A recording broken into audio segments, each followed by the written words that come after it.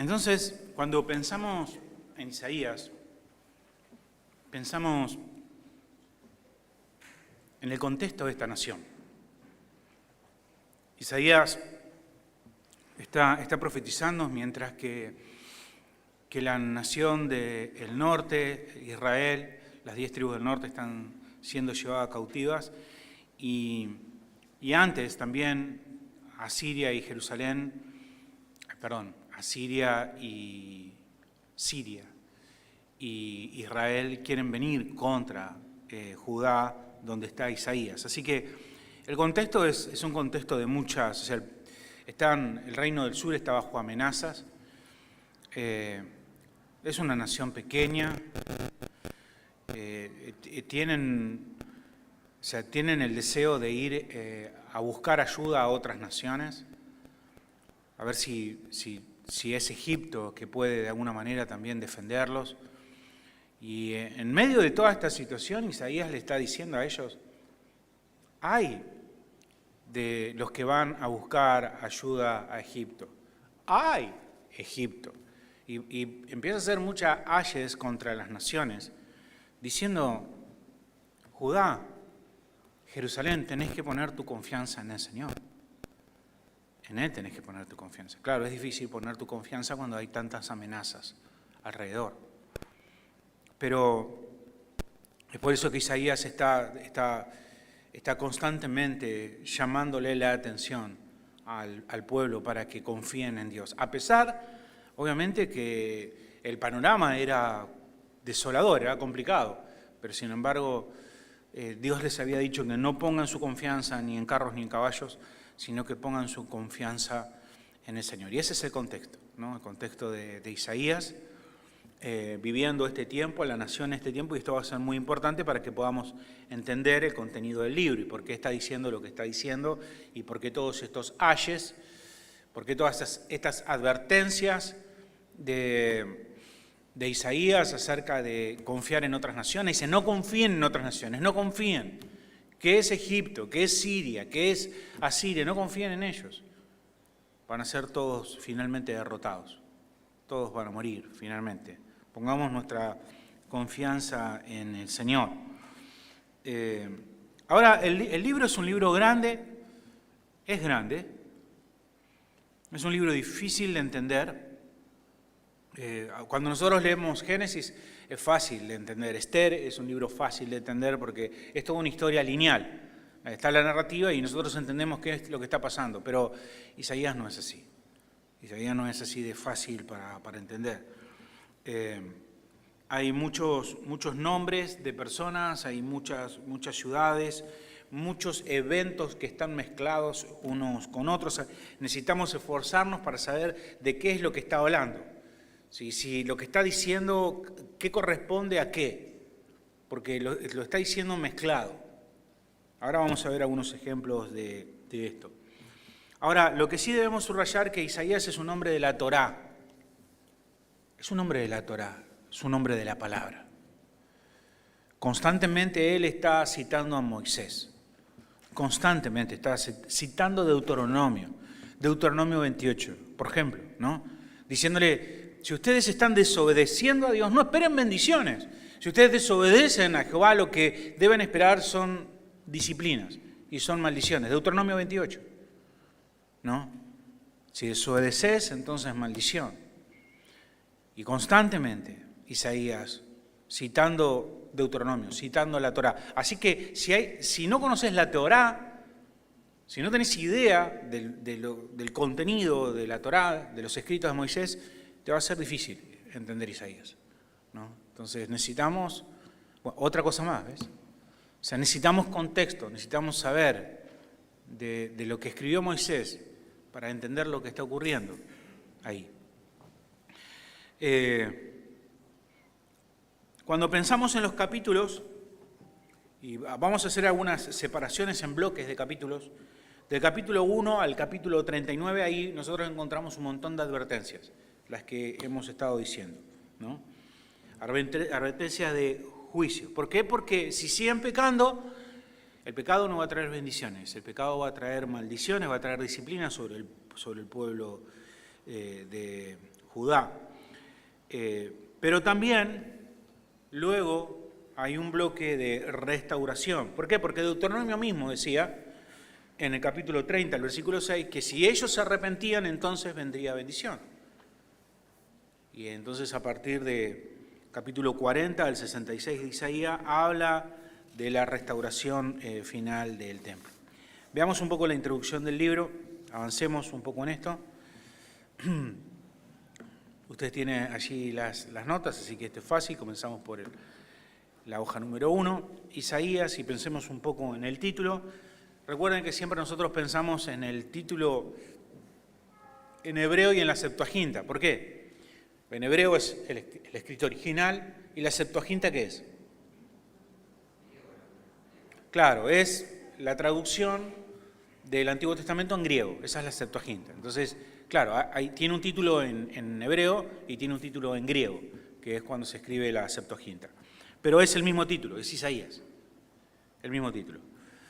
Luego, cuando hablamos de los hechos, esto es importante entender, porque nosotros debemos pensar que, por ejemplo, Isaías relata un suceso, ¿no?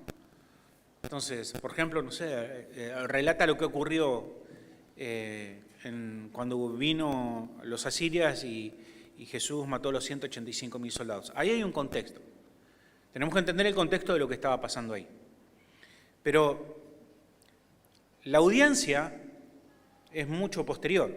O sea, él está escribiendo, Isaías no escribe el libro mientras que están sucediendo los acontecimientos. Él escribe sobre el final de su ministerio, sobre el reinado de Manasés. O sea, al final se pone a escribir todos los sucesos. Y escribe los sucesos, no obviamente para las personas que vivieron, sino para las personas que están viviendo ahora. Y está escribiendo para que sea una advertencia para esas personas. Así que necesitamos saber el contexto, qué es lo que estaba ocurriendo cuando los hechos sucedieron, y también tenemos que entender los hechos de la audiencia que está escuchando. ¿Por qué se los está diciendo? Se lo está diciendo para que confíen en Dios, para que se arrepientan de sus pecados, para que no terminen como el reino del norte. Entonces tenemos dos contextos, cuando ocurrieron los hechos y la audiencia, ¿sí?, que es posterior. Entonces tenemos ahí los hechos del 739 al 681. Ahí es cuando se ocurrieron los hechos. Pero ven, el escrito, el manuscrito, está en el 681, o sea, sobre el final escribe, ¿sí? Y ahí hay otra audiencia que recibe estos escritos. ¿Cuáles fueron los reyes contemporáneos a Isaías? Y esto nos va a ayudar un poco para entender el contexto del pasaje, del libro, ¿no? Bueno, Isaías escribió durante el reinado de Usías, durante el reinado de Jotam, durante el reinado de Acaz y de Ezequías. Sobre Manasés prácticamente lo nombra, pero porque escribe en ese reinado, o sea, escribe estando en el reinado de Manasés, ¿no? Entonces, pero Manasés también está reinando mientras él escribe, aunque no aparece en el libro, ¿no? Bueno, nosotros tenemos, bueno, él profetizó durante el reinado de estos reyes, y tenemos una ayuda ahí cronológica. Si usted quiere una ayuda para entender qué es lo que está pasando, por ejemplo, Isaías, hay un montón de cosas en Isaías, y decir, bueno, ¿qué puedo poner paralelo a Isaías, que me está relatando los tiempos de Isaías, qué era lo que pasaba en los tiempos de Isaías, para que yo pueda leerlo juntamente con Isaías? Bueno, Segunda de Reyes. Si usted lee los hechos de Segunda de Reyes, son paralelos con Isaías, y esta tabla nos ayuda. Tenemos los años, ¿sí?, de cada evento, tenemos los pasajes en Segunda de Reyes, y tenemos los mismos acontecimientos que está viviendo Isaías. Es decir, en Segunda de Reyes, allí vemos el acceso al reino de Usías. Segunda de Reyes, ahí en el medio está el nacimiento de Isaías. Nace en el 759. Luego, ahí. Entonces tenemos las experiencias de Isaías paralelo al libro de Segunda de Reyes. Isaías es llamado y entra en su ministerio profético, que eso es el capítulo 6 de Isaías, ¿no? Pero bueno, ¿se entiende esto? ¿Sí? O sea, lo puedo ir leyendo a la par y me ayuda esta tabla para saber qué era lo que está pasando en el tiempo de Isaías, porque aquí Reyes está relatando qué era lo que está ocurriendo. Luego tenemos la tabla de los reyes. Usías es bueno casi hasta el final de su reinado. Usías fue uno de los mejores reyes del reino del sur y fue un rey que reinó, o sea, es muy poco común que un rey reine tantos años, 50 años reinó. Y fueron 50 años prósperos. Dios bendijo mucho la nación. Así que cuando muere Usías, el pueblo está desanimado. Isaías está desanimado. Porque ¿qué va a hacer del pueblo? ¿Qué va a hacer ahora de la nación? ¿Qué va a hacer con todos los desafíos que tenemos por delante? Y es justo cuando comienza su ministerio, el capítulo 6, donde muere Usías. Y decimos, bueno, ¿qué va a pasar? O sea, estamos perdidos. Ahora estamos, ¿qué hacemos? Bueno, y es el momento que Isaías tiene la visión del templo, donde ve a nuestro Señor Jesucristo sentado en el trono. Dios está en control, Dios está en su trono. No, para decirle, quédate tranquilo, Isaías. O sea, Dios está gobernando, ¿no? Dios está en control de todas las cosas. Bueno, luego Jotán, que es un rey bueno, Acaz es muy malo, el peor rey que hay, como Manasés. Isaías exhorta a Israel que no confíen en otras naciones. Con respecto a Usías, incluso el comentario que nosotros tenemos de Benward afirma que fue primo de Usías, de Isaías. Pero la Biblia no dice eso. Justino el Mártir, en el siglo II, o sea, en realidad es una tradición bastante temprana, ¿no? Estamos hablando del Nuevo Testamento, donde él dice que sí, que eran primos. Pero la Biblia no dice eso. Entonces nosotros no podemos afirmar lo que dice la tradición como si fuera bíblico. ¿Está grabando, no? ¿No? ¿Grabamos? Ah, bien. Sí. Sí, ¿no? Ok, perfecto. Entonces nosotros no podemos decir con la misma certeza de hablar de un pasaje bíblico, decir que fue primo, porque no lo sabemos. Es una tradición nada más. Lo mismo que la tradición dice que fue aserrado Isaías en dos por Manasés. Es la tradición. La Biblia no dice eso. Así que tenemos que separar lo que es tradición de lo que es bíblico. Si no lo dice la Biblia, bueno, puede ser cierto o no lo que diga la tradición, pero no es la Biblia, ¿no? Entonces tengamos en cuenta eso.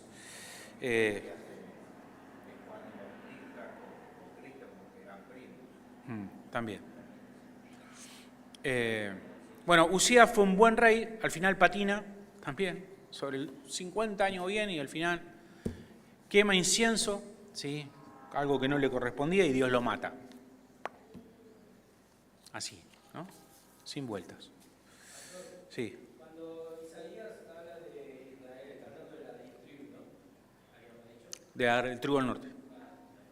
Sí, Israel es. Y Judá. Se refería a la otra dos. Exacto.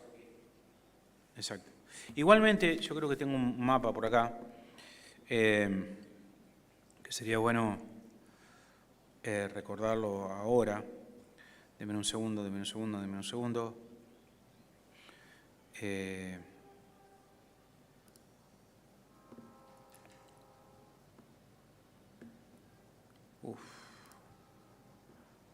Perdón.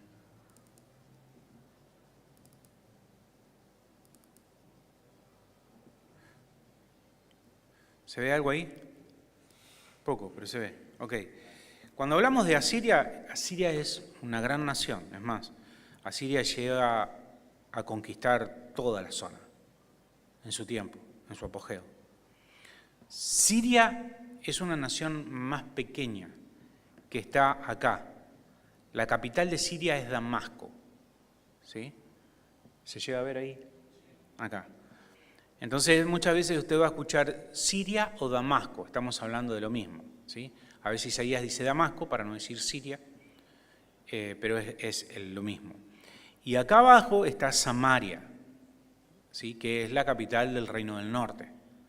Samaria. Así que muchas veces escuchamos Samaria en vez del Reino del Norte, o Israel. Así cuando dicen Israel, o Samaria, cuando está dividido, sí es el Reino del Norte, las 10 tribus.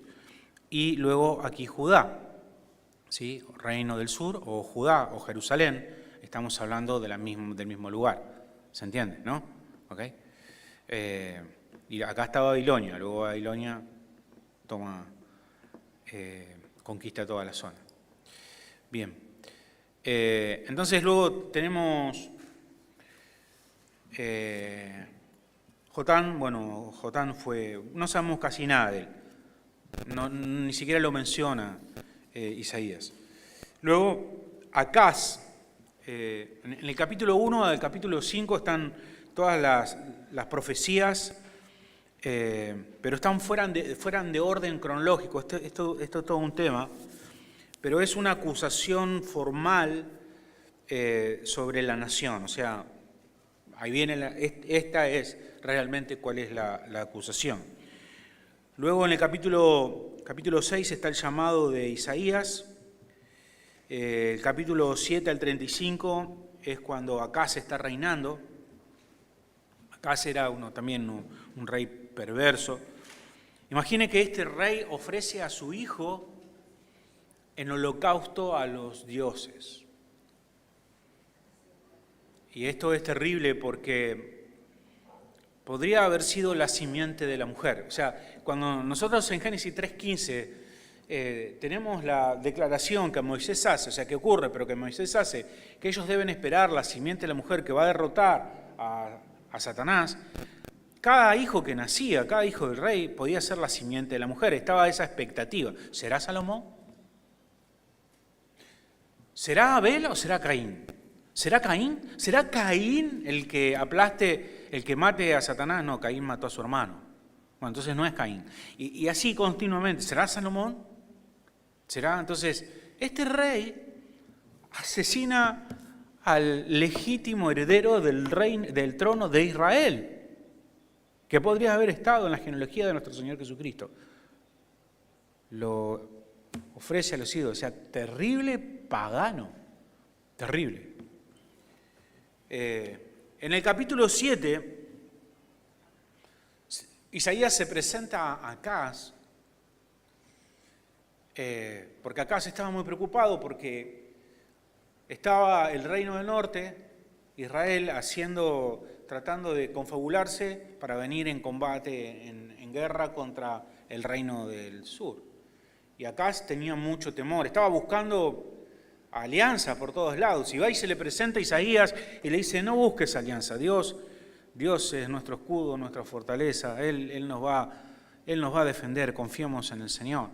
Y Acaz dice: no. Isaías dice: sí, pide cualquier señal. Pide señal de arriba o de abajo, pide una señal del cielo o pide una señal del Hades. Pide lo que quiera, pide que Dios apague el sol y Dios lo va a apagar para darte señal y que te quedes seguro. Para decirte: ¿sabes qué? No confías más en los ídolos. ¿Querés una señal? Dios está dispuesto. ¿Qué señal querés? ¿En dónde? ¿Qué cosa? ¿Qué fue lo que dijo Acaz? ¿Qué diría cualquier persona? Bueno, no sé, cualquier señal. Acaz dijo: no quiero señal.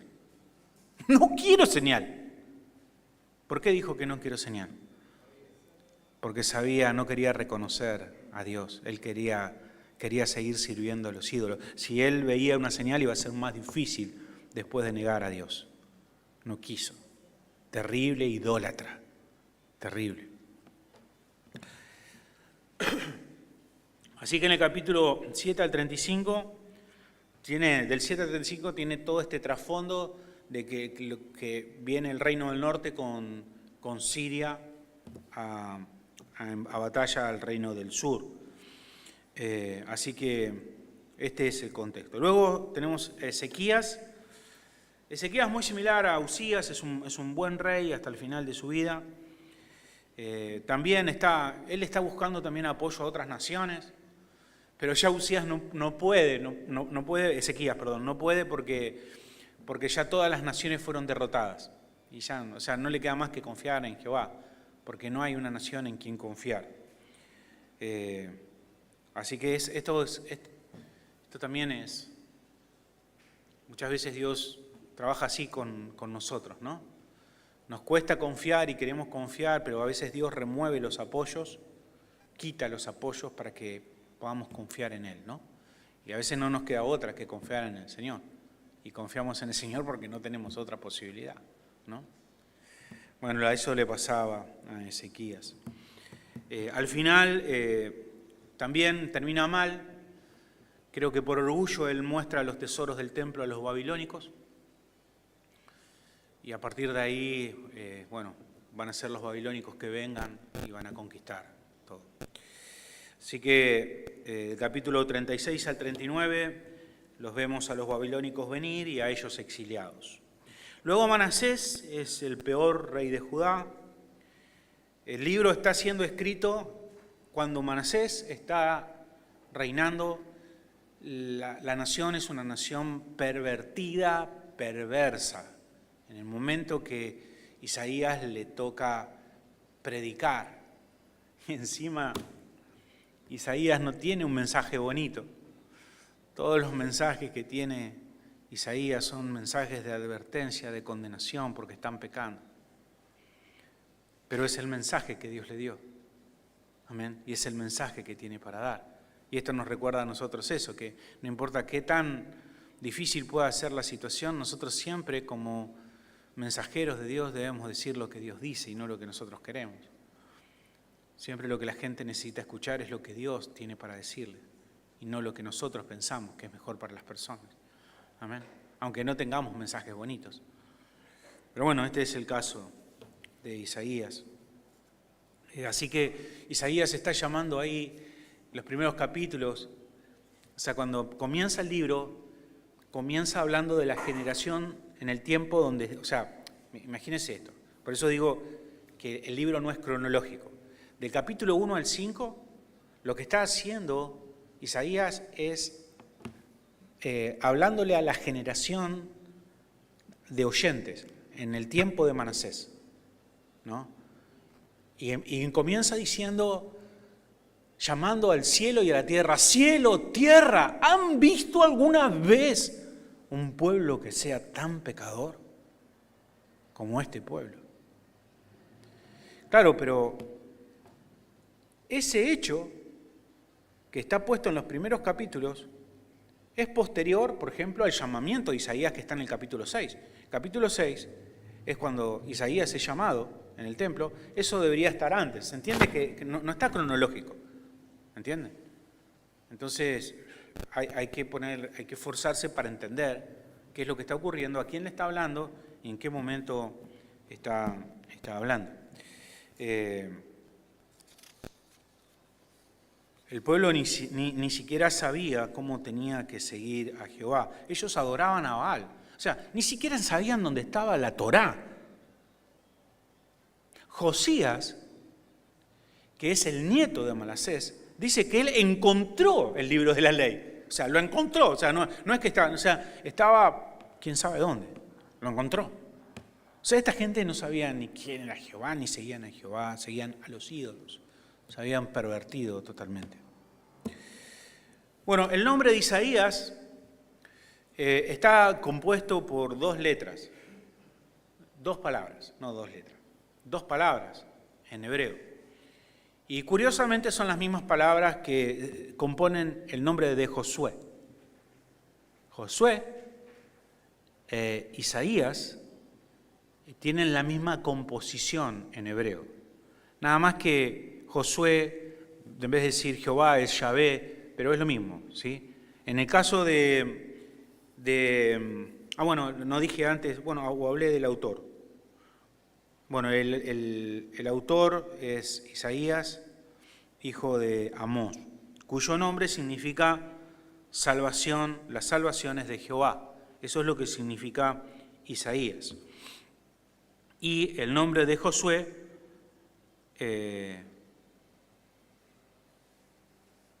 es Jehová salva, al revés.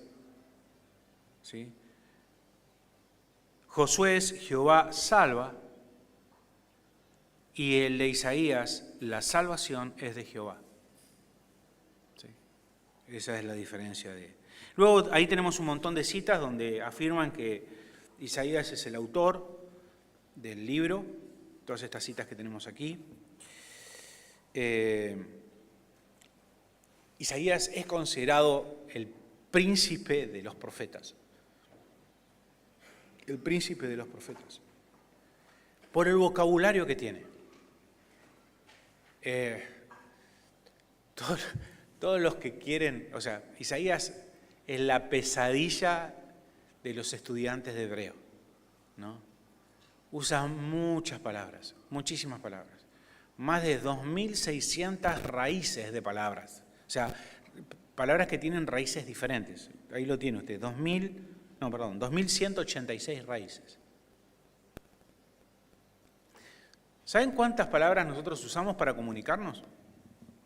¿Una persona normal? No sé, este dato no lo chequeé, pero creo que alguna vez lo leí.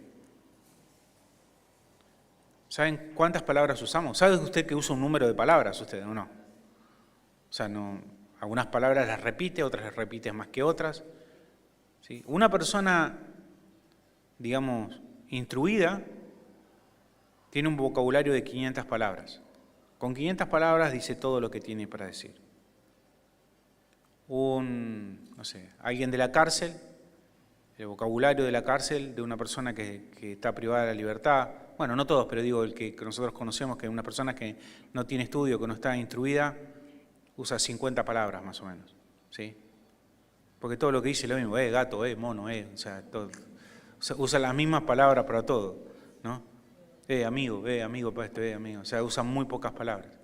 Una persona muy, muy instruida usa algo más de palabras, 1.000 palabras. Isaías usa 2.000 palabras, muchas palabras, ¿no? Entonces es muy difícil traducirlo, ¿sí? Así que bueno, por eso es considerado el príncipe de los profetas. Bueno, en el Nuevo Testamento se cita mucho a Isaías, mucho, más de 50 veces, eso es mucho, y más de 100 indirectamente. O sea que se lo está citando constantemente en el Nuevo Testamento. Es un libro muy, muy, muy citado y por eso es que necesitamos nosotros entender el contexto de Isaías, necesitamos conocer el contexto que ocurría en el tiempo de Isaías, necesitamos conocer la Torá, o sea, necesitas conocimiento para poder interpretarlo correctamente. El problema cuando en las traducciones, como el vocabulario de Isaías es muy rico y hace muchas rimas con las palabras que tienen sentido, que se pierden cuando se traducen al español, ¿no? Porque a veces los mismos sonidos de las palabras dan como un sentido a la frase. Como decir, no sé, si yo digo a tu casa calabaza, es una rima y tiene un sentido. Parece que no tiene nada que ver casa con calabaza, pero usted sí sabe qué es lo que tiene sentido, la rima de las palabras, eso tiene sentido. El problema es que si se traduce a otro idioma, ese sentido de las palabras se pierde, porque ya no rima en nuestro idioma. Entonces, pero de todas maneras entendemos lo que quiere decir, pero la riqueza del lenguaje se pierde mucho en otro idioma. Ok. Tiene 2 hijos. Uno de los hijos es el que tiene el nombre más largo de la Biblia. Si usted quiere saber cuál es el nombre más largo de la Biblia, bueno, Isaías le puso a su hijo el nombre más largo de la Biblia, ¿sí? Ahí, Isaías 8:3, a ver si lo podemos ver. Si usted planea tener algún hijo, le puede poner este nombre. Y llegué a la profetisa, la cual concibió y dio a luz un hijo, y me dio Jehová por nombre. ¿Cómo se llama? Maher Salal Hasbaz. Exacto. Porque el niño sepa decir, Padre mío, Padre mía, será. O sea, ok. Ese es el nombre más largo de la Biblia. ¿Sí? El hijo de Isaías. Bien. ¿Dónde estoy? Estoy acá. Ok. Luego tenemos un cuadro donde están las profecías. Isaías, o sea, cuando nosotros pensamos en el Mesías, en el Señor Jesucristo, algunos profetas dijeron algo del Señor Jesucristo. O sea, no sé, Moisés dio algunas pistas, dijo que iba a ser el segundo profeta, hablando del Mesías. Otros profetas dieron algunos detalles como que el Mesías iba a nacer en Belén. Pero Isaías no solamente da detalles, sino que Isaías dice lo que él iba a hacer, lo que el Mesías iba a hacer. Entonces, dice que iba a ser concebido ahí en el 7:14, que el Mesías iba a ser concebido y nacido de una virgen, lo dice Isaías. Que el Mesías es una piedra de tropiezo para Israel, que es la luz a las naciones, que es Dios hecho carne. ¿Ven? Que dará esperanza a los gentiles, salvación por fe en el Mesías, el ministerio de Juan el Bautista, la compasión del Mesías, la muerte sustitutoria. O sea, estaba ahí, estaba en Isaías. El Mesías iba a morir, pero lo tuvieron como azotado por Dios, como si murió por sus propios pecados. Pero Isaías dice, no, Él fue herido por nuestros pecados, por nuestras rebeliones. Ahí estaba. El amor, sí.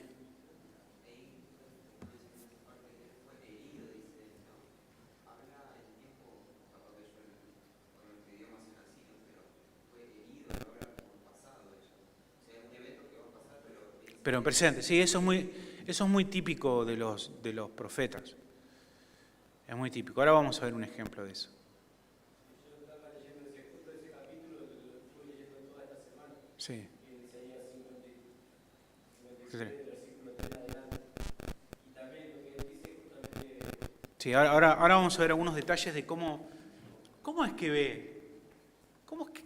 ve este hombre la profecía.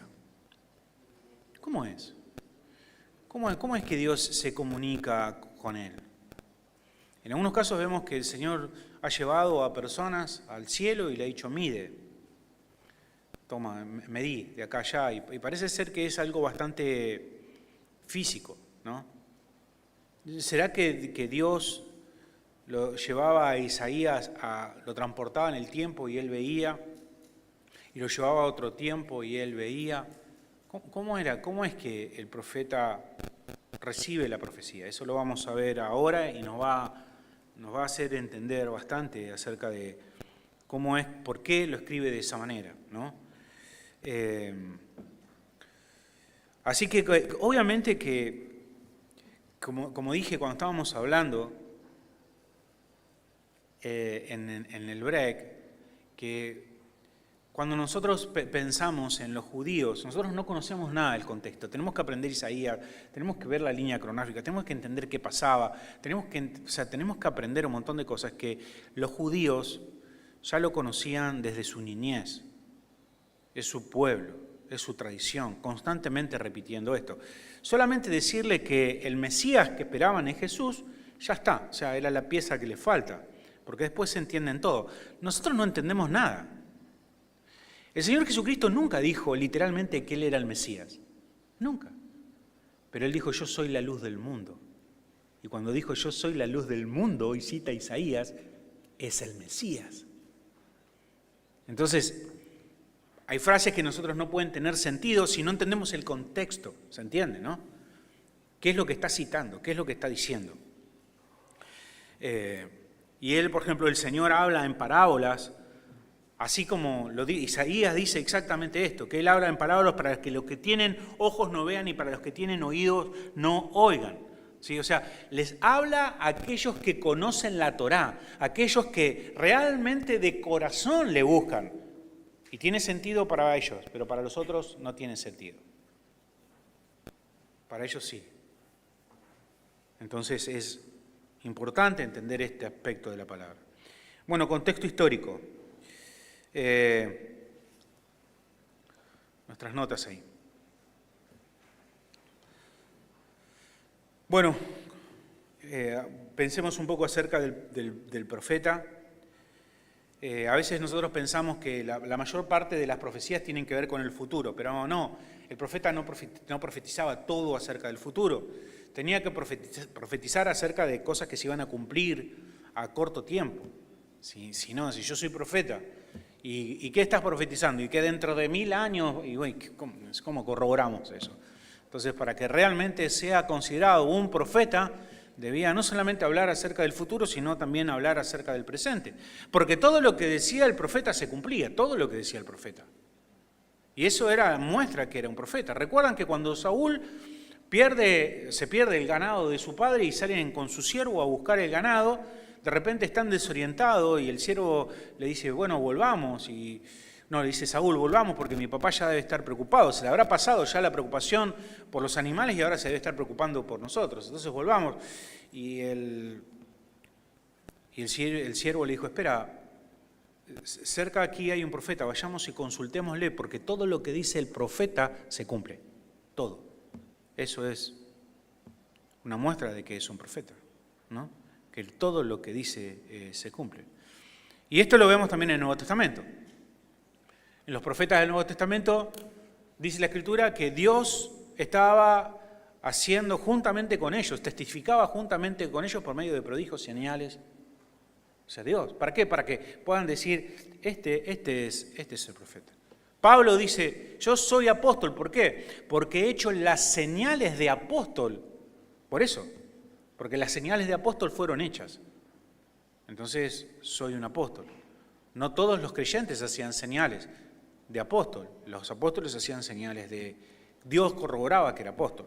Ahora, obviamente, no necesitamos ni apóstol, o sea, en ese momento la gente necesitaba atender a una persona que hablaba de parte de Dios. Ahora nosotros, ¿a quién debemos atender? A la Biblia. ¿No? Entonces no necesitamos que nadie haga milagros, ¿no? Ya Dios por medio de la Escritura nos ha dado todo el consejo de Dios. Pero bueno, ahí en el momento vemos que el profeta tenía que hacer señales no solamente lejanas, sino que ellos pudieran ver la aprobación de Dios sobre su ministerio y sobre su vida. Esto es, miren, si Isaías profetiza con una cantidad de detalles increíble, imposible que un hombre pueda dar tantos detalles acerca de algo. Este es un ejemplo que lo usé varias veces, pero digo, si yo digo que mañana va a llover o no, ¿qué posibilidades tengo de acertar? 50%, ¿o llueve o no? Pero ¿qué tal si digo que va a empezar a llover a las 9:25 de la mañana? Ya tengo menos probabilidades, ¿no? Y si digo que va a terminar, la última gota va a terminar de caer a las 2:15 de la tarde. ¿Y qué tal si digo que luego va a salir el sol, pero que luego se va a volver a nublar y va a volver a llover? Muchos detalles. Imposible que una persona pueda dar tantos detalles acerca de una profecía. Imposible. Es Dios, hablando por la boca de este hombre. Entonces, bueno, en general, bueno, después de transmitir el mensaje verbalmente al final de sus vidas, ellos escriben. Los profetas, no necesariamente los profetas escriben en un orden cronológico, y esto es lo que a nosotros nos complica, porque si ¿por qué no lo escribiste en orden? ¿No? Entonces hubiese sido todo más fácil para nosotros, pero es así como han escrito hoy. Así que hay que saber el contexto histórico detrás de cada profecía, que es lo que está ocurriendo, ¿no? Además, los profetas, estoy acá. Además, los profetas hablaban del futuro desde su perspectiva sin hacer distinción entre una profecía cercana y una lejana. En otras palabras, Isaías puede hablar de la primera venida y la segunda venida del Señor en un mismo versículo.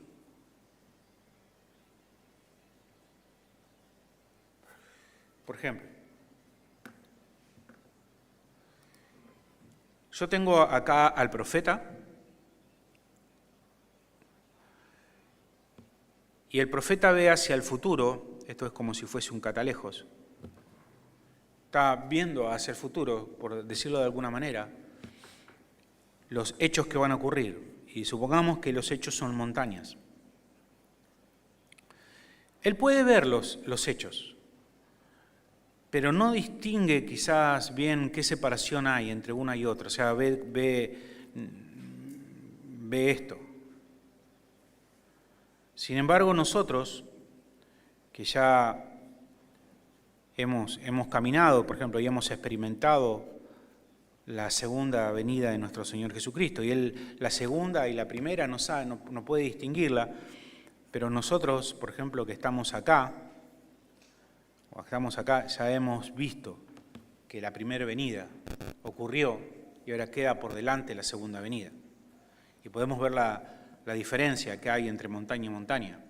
Él no lo puede ver esto, Él ve todo mezclado. Ve todo ese evento, y es por eso que en un solo versículo él ve todo un evento, y este versículo es un buen ejemplo cuando pensamos en Isaías 61, porque en este versículo fue leído ¿por quién? Por el Señor Jesucristo en el templo. Isaías dice, y el Señor Jesucristo tomó el rollo de Isaías, tomó el rollo y se puso de pie y comenzó a leer. Y leyó, el Espíritu de Jehová, el Señor, está sobre mí, porque me ungió Jehová, me ha enviado a predicar las buenas nuevas a los abatidos y a vendar a los quebrantados de corazón, a publicar la libertad a los cautivos y a los presos apertura de cárcel, y a proclamar el año de la buena voluntad de Jehová. Es la mitad del versículo 2. Cerró el rollo y se sentó. ¿Por qué? Porque eso tenía que ver con la primera venida. Y el día de venganza de Dios nuestro es su segunda venida. Isaías en un mismo versículo está hablando de la primera y de la segunda venida. El Señor hace esa diferencia. ¿Se entiende? ¿No? Entonces, este es un capítulo que nos ayuda a ver esta diferencia. Primera de Pedro 1:10 nos habla un poco de cómo ellos también veían. Dice, los profetas que profetizaron de la gracia destinada a vosotros, ellos inquirieron y diligentemente indagaron acerca de esta salvación, escudriñando qué persona y qué tiempo indicaba el Espíritu de Cristo que estaba en ellos, el cual anunciaba de antemano los sufrimientos de Cristo. ¿Ok? Ellos sabían que el Cristo iba a sufrir y las glorias que vendrían tras su sufrimiento, pero lo que no sabían era qué persona y qué tiempo. No sabían. No entendían, no pudieron distinguir en qué tiempo y qué persona específicamente, pero sí sabían de que el Cristo iba a ser un Cristo sufriente, ¿no? Entonces, esto nos habla un poco de cómo veían los profetas. Bueno, rápido leo o resumo lo que nos queda. No, nos queda una hojita sola. Ok, así que para entender los escritos a veces hay que entender obviamente los contextos, los distintos contextos. Eso es muy, muy importante. Por ejemplo, en el capítulo 7, Isaías habla del rey Acaz acerca de la destrucción de Israel, y al mismo tiempo tenemos que entender el contexto de la audiencia que está recibiendo, o sea, está escuchando lo que ya había ocurrido cuando Y esto es obviamente para que ellos se arrepintiesen. O sea, y vuelvo un poco a lo que decía mi hermano, que parece que el profeta habla en tiempo presente, pasado, fue herido. O sea, y sí, pero ¿por qué no hablas en los tiempos que tenéis que hablar? Porque no sé si ellos distinguían bien los tiempos. ¿Sí? Y lo vemos acá de acuerdo a lo que vimos. Ok. Después tenemos una tabla que es el contexto de Isaías. Ya estamos terminando. Bueno, esto es lo que dije ahora. La audiencia original de la profecía, ¿cuál era? De Isaías 7:14. Bueno, que Siria e Israel iban a ser conquistados. Y de eso iba a haber un cumplimiento cercano porque a los 5 años eso ocurrió. Pero también iba a haber un cumplimiento lejano, porque miren esto cómo está de mezclado, mezcludo.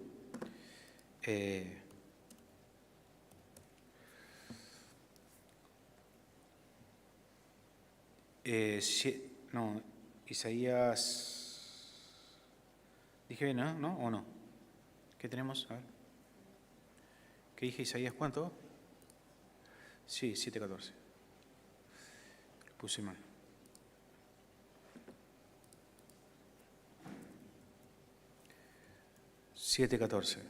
Por lo tanto, el Señor mismo dará señal.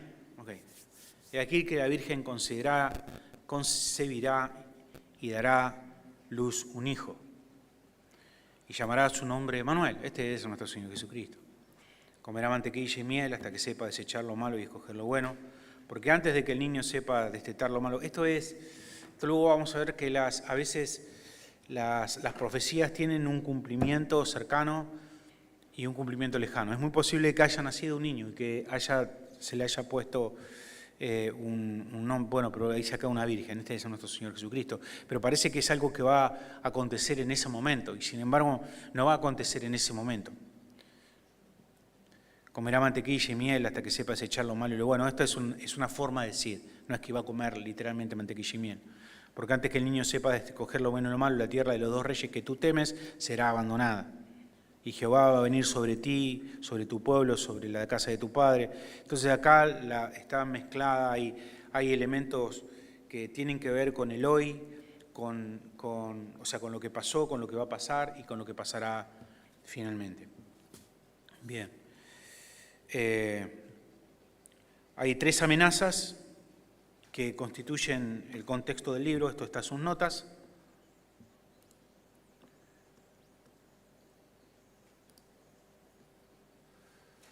Las 3 amenazas. La primera, acerca de los reyes, que forman una alianza para derrotar a Judá.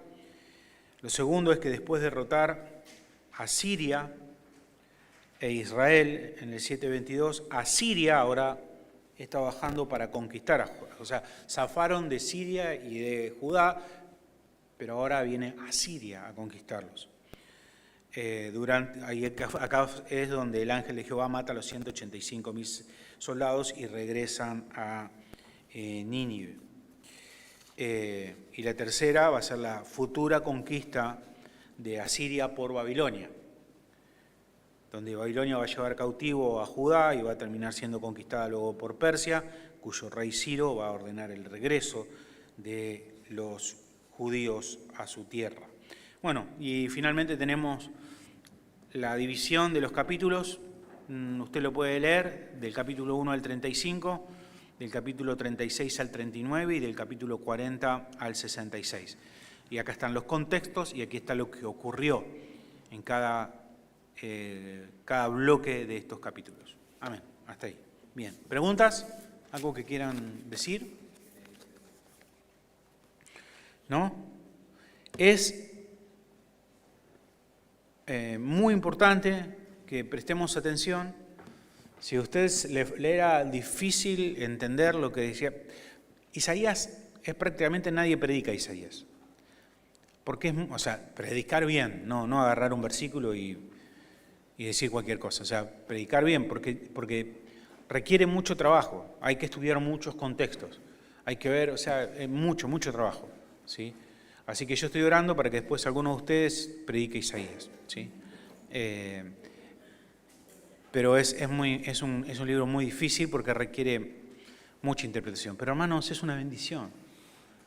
Es una bendición que nosotros podamos poder desmenuzar esto y poder entender que para leer las Escrituras necesitamos más que solamente buena voluntad. Necesitamos esfuerzo y necesitamos instruirnos, ¿no? Porque si no es muy factible que nos equivoquemos. Y podemos equivocarnos en cualquier otra cosa y quizás no tenga un efecto muy grave, pero decir así dijo Jehová y que no sea cierto, que no sea eso, sí es muy grave. Y podemos hacer tropezar a otras personas, ¿no? Entonces, qué maravilloso es que ahora en que nosotros hemos colocado a Isaías en su tiempo y en su contexto, que es la forma de aprender. ¿Por qué usted nunca aprendió? Porque usted aprendía todo por separado y no sabía dónde meter lo que aprendía. Y esto es como un perchero, nosotros vamos colocando y cuando conectamos con lo que aprendimos, entonces seguimos aprendiendo. Cuando usted aprende las cosas por separados, no aprende. Sí. El tema de Isaías y el trato que tenía Dios con Isaías, como Dios trataba con Isaías para que Isaías hable al pueblo.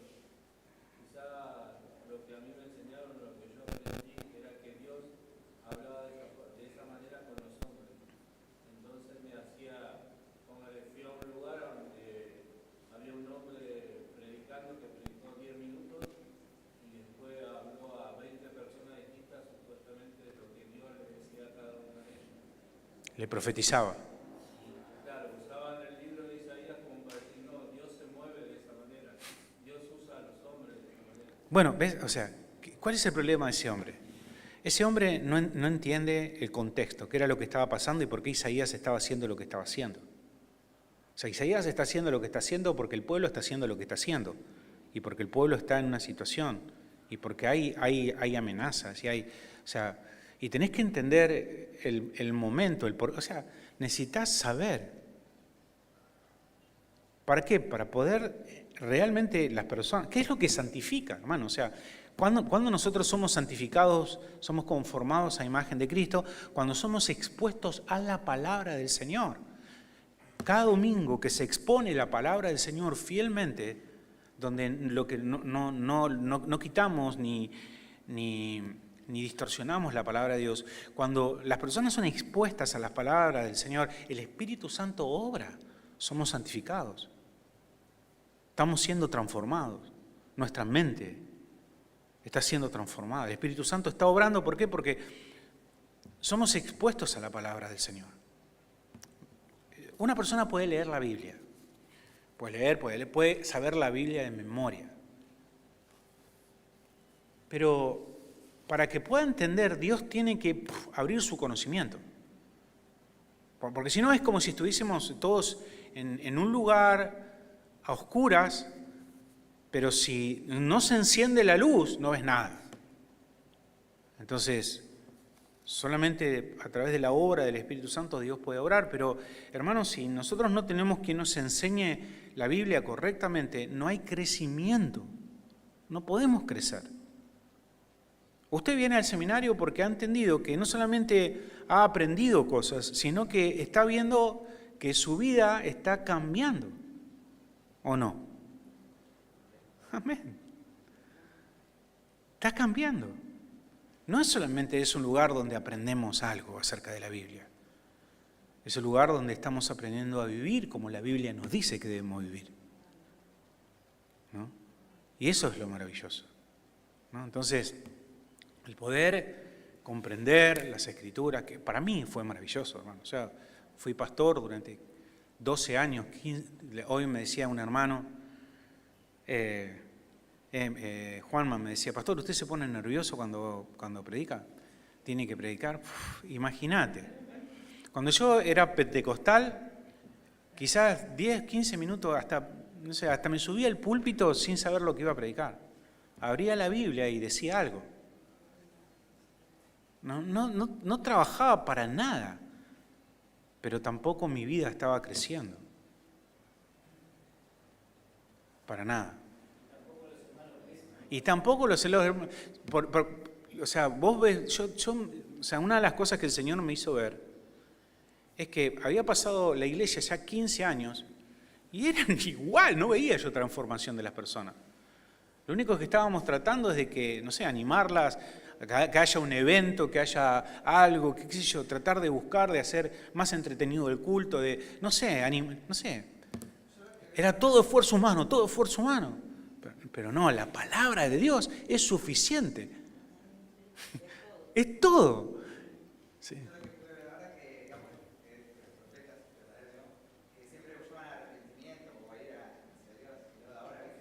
Ahora son todas cosas buenas, ¿no? Sí, Dios te va a prosperar y vas... Sí. También qué fuerte cuando el Señor lo confrontó, ¿no? Sí.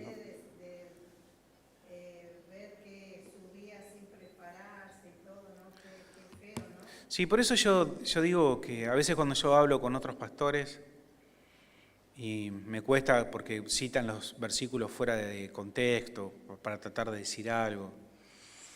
Y el otro día estábamos hablando del pastorado y un pastor dijo, no, porque cuando uno es llamado al pastorado es un don irrevocable, porque irrevocables son los dones de Dios. Pero eso, Pablo en Romanos no está hablando del pastorado, está hablando de la salvación. La salvación es un don, un regalo irrevocable. Estás interpretando mal la Biblia. Y lo que pasa es que es ofensivo, es decir, tendrías que aprender a leer la Biblia, ¿no? O sea, tendrías que aprender a interpretarla, porque ese es tu problema. Y ese era mi problema, que yo no sabía interpretar la Biblia. Entonces, cuando uno aprende, entonces, pero bueno.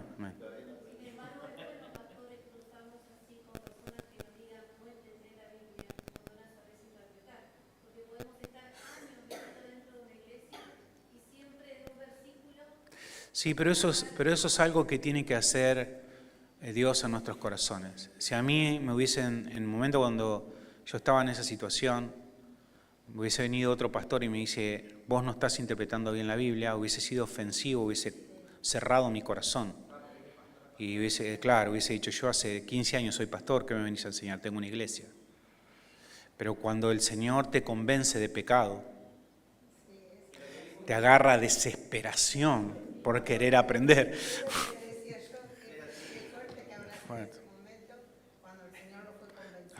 Tener convicción de pecado, es decir, yo estoy engañando a la gente.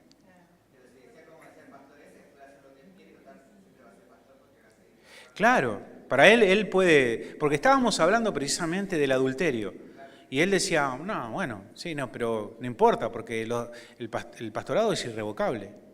O sea, no importa que adultere. ¿Cómo no importa? No, porque el que es pastor siempre es pastor. No, mi hermano, no, o sea, los requisitos de Tito y Timoteo, no, pero eso ¿quién lo cumple? No, eso no. ¿Cómo quién lo cumple? Pero si Dios lo puso ahí es porque lo podemos cumplir. O sea, y bueno, y es muy difícil tener conversaciones así, ¿no?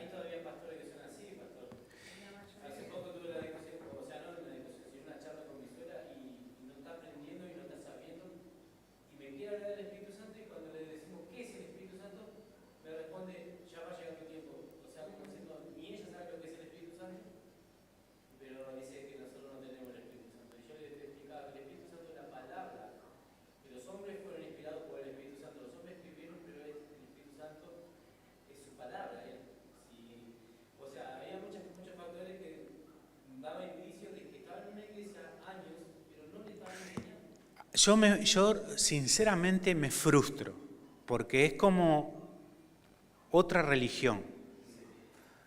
Cuando vos no entendés la Biblia y simplemente repetís lo que se te viene a la cabeza y lo que te enseñaron, que te lo enseñaron torcido, y razonás, es como hablar otro idioma, ¿no? Entonces, es otro idioma, ¿no? Entonces no nos vamos a... Corintios dice que tengamos toda una misma forma de pensar y una misma forma de parecer. Pero eso significa que todos tenemos que tener la misma forma de pensar y parecer de la Escritura. Pero si vos entendés la Escritura es tu forma, otro tu forma. No, para mí un versículo, esto para mí significa tal cosa. Para mí esto. No, la Biblia no puede significar 10 cosas.